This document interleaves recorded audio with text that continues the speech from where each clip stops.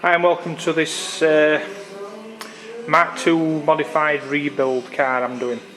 I put a post in on YouTube the other week with the boot floor, which I've been working on.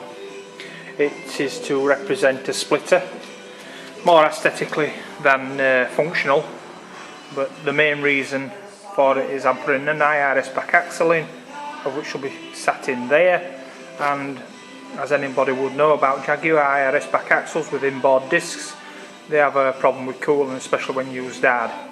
So I have a massive hole which should quite happily take away any heat, of which the disc, if it was used hard, would remove it quite happily. It's also fortunate that the Mark II Jaguar, even though it wasn't designed for the IRS back axle, the actual floor pan from here rises up into where the actual back axle tunnel is here. So, well, you can't see it really, but as it comes up to here, there's a lot of air that comes up into the actual axle. But the back originally in the Mark II, it's got a spare wheel box and the fuel tank here.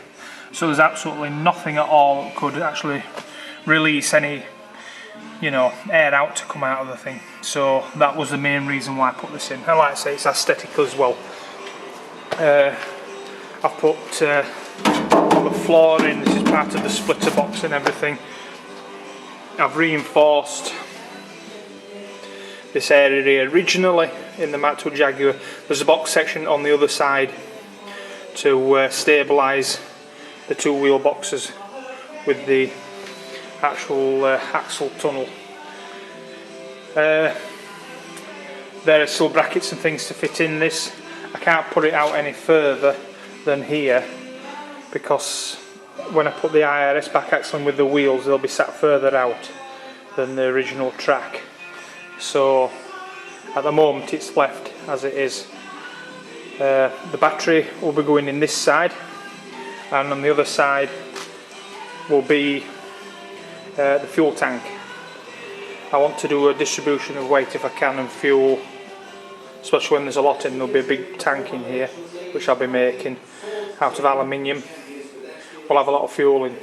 With the driver being sat there, I want to just try and pull some weight over this side. I'll have a battery here. Yes, that's a not heavy item, but not to such a degree it shan't be a big silly heavy large battery. I'm still considering what to do with the back here, where it just sat in there. The bumper, I'm thinking of using a 240/340 Jaguar saloon bumper. They're narrower than the big fat ones which the Mark II big bumper had. But I was originally going to bring it to there and it will follow around that way. But I've got this edgy lip and this area, and I don't know what to do. I said before that I was going to run the exhaust up through the centre here, and it will be panelled to accommodate the exhaust which I'll be putting in. It will be some sort of oval thing I'm putting in, so that'll be running in centre. So maybe incorporate some kind of moulding which will run across here, which will have a hole in for the exhaust to come through. That obviously will be later on. I don't know whether to make it out of aluminium and then get it plated, or make a fiberglass panel, moulding to actually go in all this area. If I do use the narrow 240 Jaguar, Mark II Jaguar bumpers, then I'll mould all this area around those bumpers. It's coming on. I don't know what my next point of call is really. I have been working on the front axle, but I'm waiting to get some parts, poly bushes for the wishbones, and I'm struggling to get the right stub axles for the hub assemblies. As I believe when I bought the thing, I thought it was a late 70 XJS, when it appears that it's an early one. I've asked the company for some details, but I've not yet had a reply from them.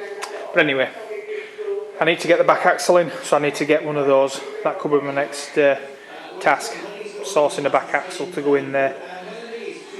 Once I get that mounted, I triangulate the back axle from a centre point at the front to make sure that's all present and correct. And once I've got the back axle and I get the wheels, then I'll be able to set my rear quarters, and then I can start panelling this area off here and bringing the panel work down to come down to the B post there, which should be interesting. That'll keep me going for a time. As for the front, same thing. Finish the front axle off. I'll put that back up. I've got some bracketry to fabricate and weld up to mount that. But once I've got that, same thing again, wheels on, I can bring the wing out and reform the wing shape to match the new tracker, which I'll put on there. And then the car will be going for shot blasting. All the places which I'm not really so much worried about. The outer panels will not get the shot blasting, as there's too, even with a light powder, there's too much deforming of the panels.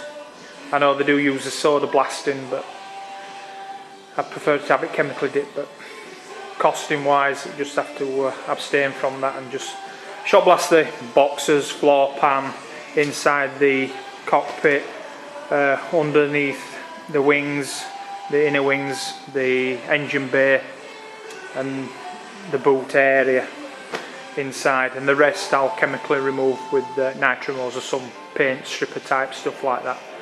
And then it'll get a etch priming. I'll probably use zinc primer, as it's got a anti-corrosion type inhibitor effect as the zinc. So anyway, but I think it's coming on. I think I've done a pretty splendid job for an amateur, I reckon, on that. And it certainly will make it look different, as the whole car will be different. Anyway, there's me posting for this one. Hope you enjoy it.